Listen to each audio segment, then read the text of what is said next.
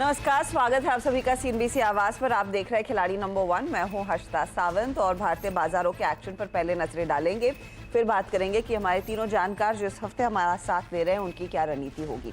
तो पहले रिटर्न्स आपके लिए।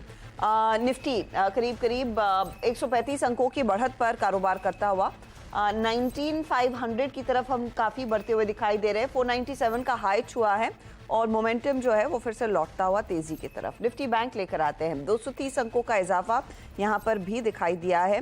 तेजी के साथ कारोबार बनता हुआ। एडवांस डिक्लाइन रेशियो मजबूत है क्योंकि मिड कैप इंडेक्स नियरली 1% के गेन्स दिखा रहा है। स्मॉल कैप्स की तरफ से भी रुझान तेजी का बनता हुआ और आज फिर से बुल्स कंट्रोल में दिखाई दे रहे हैं।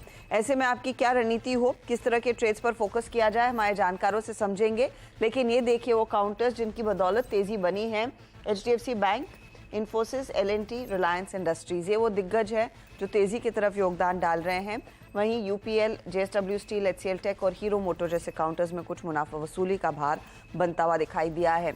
आज वैसे तेजी का दिन है, बस केमिकल शेयर जो स्पेशलिटी केमिकल्स में और एग्रो केमिकल कंपनियां हैं वहां पर कुछ मुनाफा वसूली बनती दिखाई दे रही है। उस पर आगे बात करेंगे।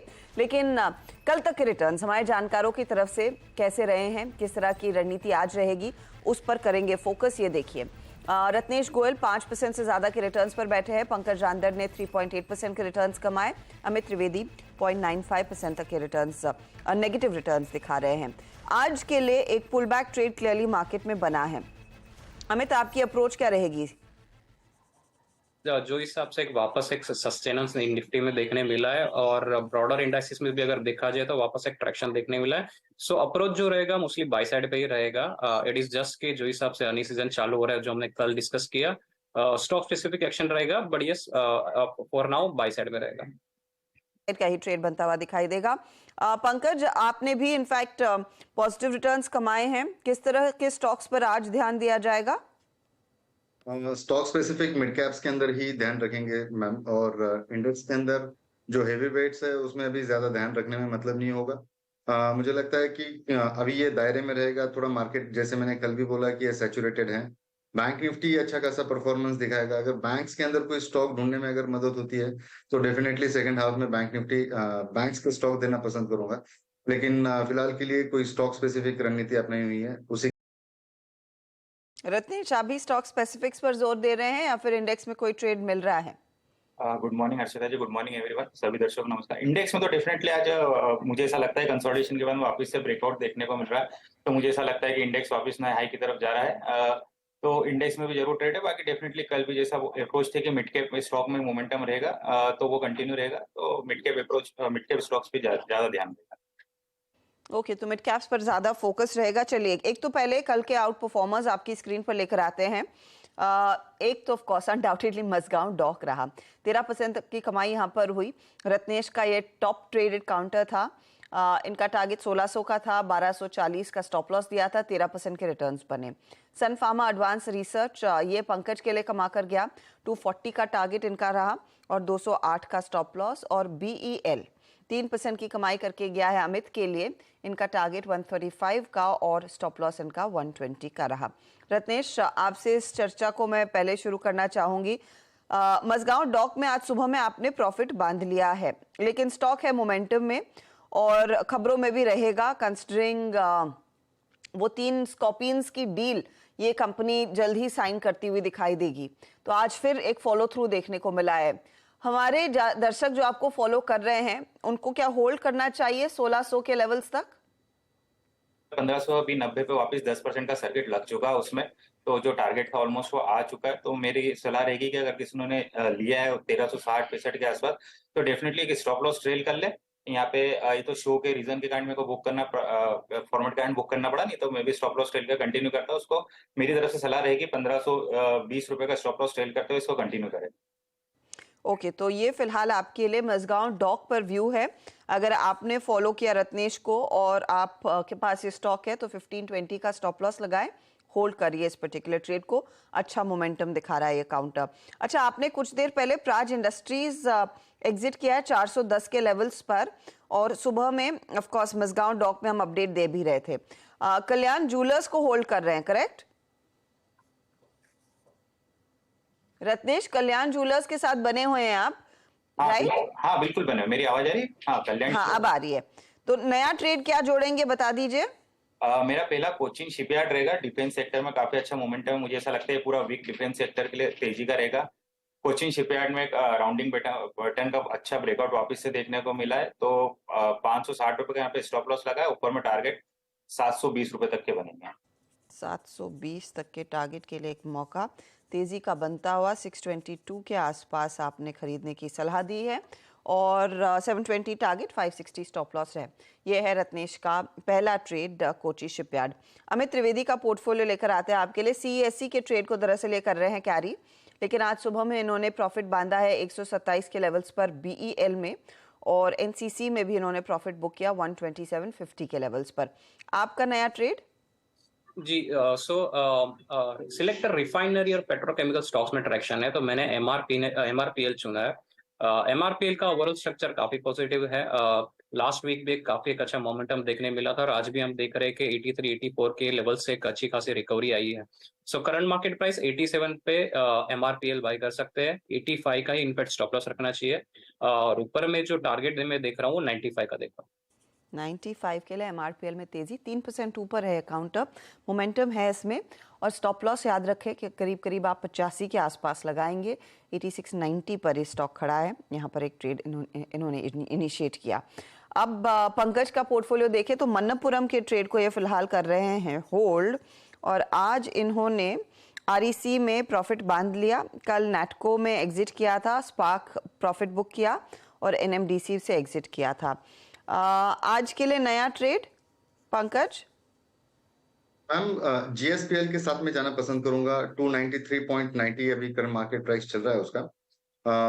वॉल्यूम्स थोड़े से कंसर्न है यहाँ पे, लेकिन मुझे लगता है कि आने वाले समय के अंदर ये वीक के अंदर ये स्टॉक आउट परफॉर्म करेगा, और यहाँ से 284 का स्टॉप लॉस रख के 330 के टारगेट्स के लिए इसको प्ले करना चाहिए। ओके, तो ये फिलहाल आपके लिए एक ट्रेड इस समय आता हुआ जीएसपीएल पर 293.90 के आसपास आपने दिया। 330 का टारगेट रहेगा, 284 का स्टॉप लॉस। ये है आपका आज का ट्रेड। पंकज, एक जगह खाली रखेंगे बैंक्स की में रिकवरी की उम्मीद में, या फिर कुछ जोड़ा जाए? मैं थोड़ा सा वेट करना चाहूंगा, और उसके बाद में ही मैं ट्रेड देना पसंद करूंगा। ठीक है। अमित, आपकी क्या तैयारी है? जी, 2-3 स्टॉक्स रडार पे है, लेकिन मैं थोड़ा वेट करूंगा कि थोड़ी स्टेबिलिटी आती है कि नहीं है। अगर सेकेंड हाफ में भी अगर स्टेबिलिटी रहेगी तो फिर मैं दूसरा जो ट्रेड है वो इनिशिएट करूंगा। रत्नेश? मेरे तरफ से एक स्टॉक और है, मैं डिफेंस में जाना चाहूंगा, एचएल ऐड करना चाहूंगा। यहाँ पे मेरे हिसाब से 3700 रुपए का स्टॉप लॉस लगाना चाहिए। 42 रुपए तक के टारगेट हमको देखने को मिल जाएंगे। 3700 का स्टॉप लॉस एंड 4200 आप कह रहे हैं टारगेट, राइट? हाल में 3700 का स्टॉप लॉस, 4200 का टारगेट। ओके, तो ये फिलहाल हिंदुस्तान एरोनॉटिक्स आप जोड़ रहे हैं 3-3.25% ऊपर। डिफेंस एक्विजिशन काउंसिल की तरफ से कुछ अनाउंसमेंट्स आती हुई दिखाई दे सकती है पीएम मोदी के फ्रांस दौरे से ठीक पहले, इसीलिए मजगांव डॉक में तेजी बनती दिखाई दी। आप देखते हैं दूसरी कंपनियों को भी कुछ फायदा मिलता है या नहीं, या फिर ये लार्जली एक तो वो रफाले विमान और साथ ही साथ ये जो स्कॉर्पियंस बनाने का ऑर्डर मजगांव के हाथ लग सकता है, उसी पर चर्चा होगी। एंटिसिपेशन में तेजी की पोजीशन आपने कोची और हाल में ली है।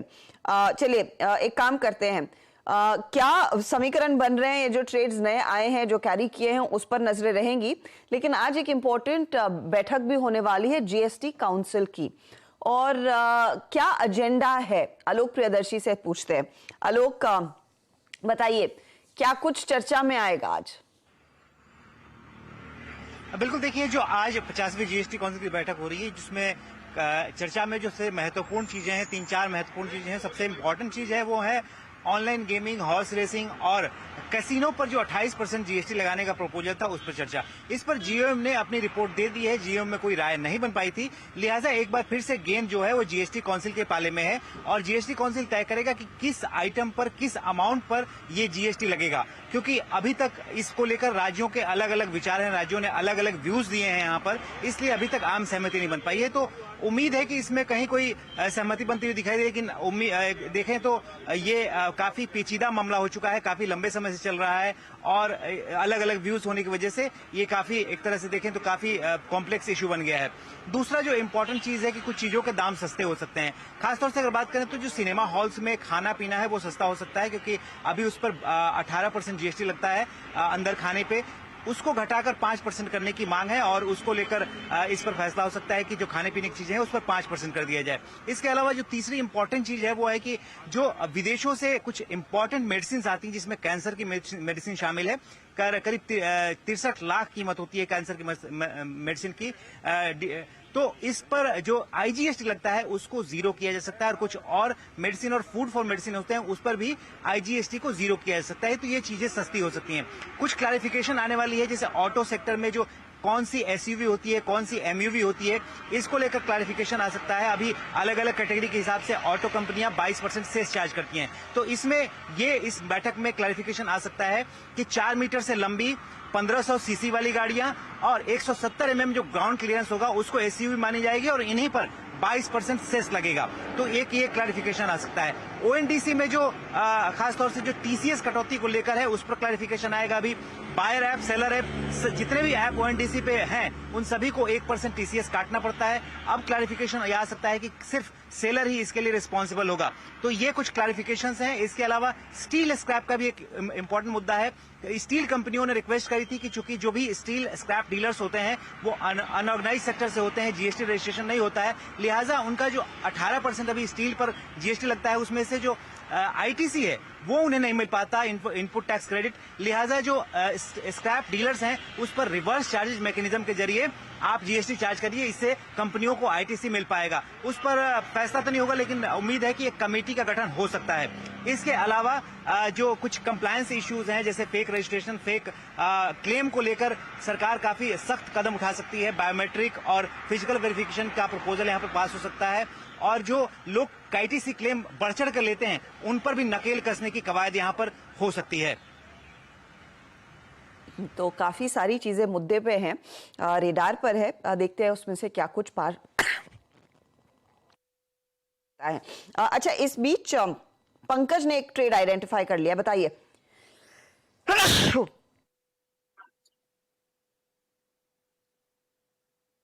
हेलो पंकज, ट्रेड दीजिए, आपने कुछ आइडेंटिफाई किया है? जी।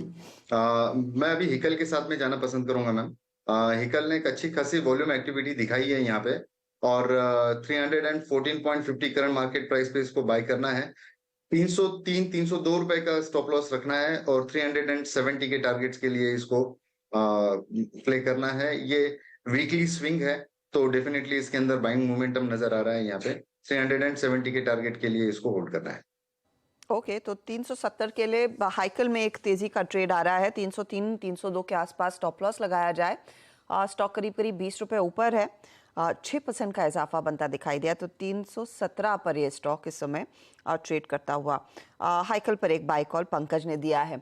लेते हैं एक छोटा सा ब्रेक के बाद देखते हैं जो स्टॉक्स ऐड हुए हैं उनका कितना फायदा हमारे जानकारों के पोर्टफोलियो को मिल रहा है। आप बने रहें सीएनबीसी आवाज के साथ।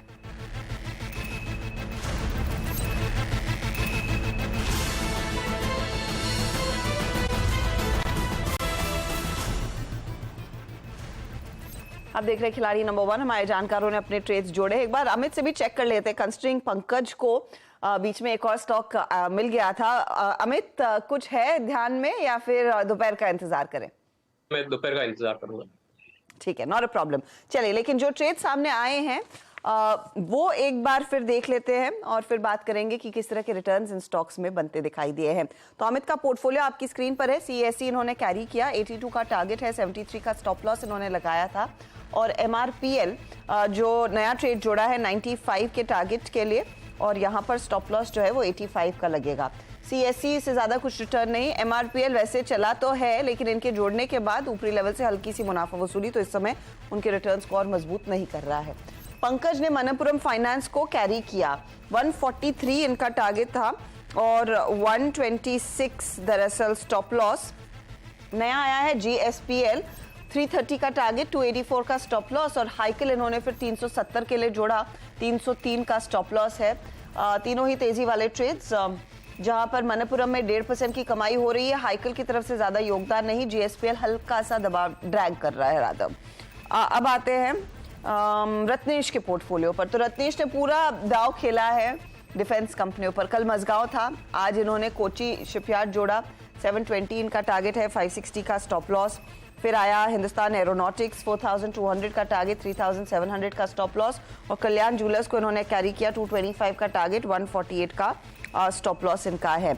रिटर्न्स देखिए, रिटर्न्स क्या बन रहे हैं। कल्याण 4% कमा कर दे रहा है, आधे % से ज्यादा की कमाई कोची में, या आधे % तक की कमाई राधा कोची में, और हिंदुस्तान एरोनॉटिक्स 0.26% जोड़कर दे रहा है। अब ओवरऑल रिटर्न्स की स्थिति क्या है वो आपको दिखाते हैं। तो अब 18% तक के रिटर्न्स हो रहे हैं रत्नेश के, और ये पूरे मजगांव का कमाल ही है जहां पर अच्छी खासी कमाई इन्होंने की। और पंकज रांदर 4.5% के रिटर्न्स पर, जो 2 ट्रेड्स में प्रॉफिट बांधा है अमित ने, उसका फायदा इनको मिल रहा है। 4% के गेन्स यहां पर बनते हुए इनके। तो ये है अब तक की ताज़ा तस्वीर खिलाड़ी नंबर 1 के जानकारों की तरफ से। कोई भी बदलाव इनकी तरफ से आएगा तो उसका अपडेट हम आपके साथ शेयर करेंगे जब हम 1 बजे का कार्यक्रम पेश करेंगे मिड कैप मंत्र में, उसमें अपडेट लेंगे और सोशल मीडिया हैंडल्स पर हम वो जानकारी देंगे ही। इस बीच एक पॉकेट आपकी स्क्रीन पर लेकर आते हैं, वो है केमिकल स्टॉक्स का। और केमिकल कंपनी में आज देखिए 2-3 ट्रेड्स, खासतौर से पीआई इंडस्ट्रीज जो 2.38% के नुकसान पर है, यूपीएल जिसमें लगभग 1.5 से 2% तक का दबाव देखने को मिला, दीपक फर्टिलाइजर में भी आज हमने देखा है कुछ सेलिंग की प्रेशर आता हुआ, 2.5% नीचे वो काउंटर, रैलिस इंडिया जैसे काउंटर्स है जहां पर प्रेशर देखने को मिला है। अब इन सब कंपनियों में प्रेशर क्यों है? प्रेशर इसीलिए है क्योंकि ग्लोबल अपडेट्स जो है वो अच्छे नहीं है। 2 अपडेट्स हमने आपको सुबह में बताए थे।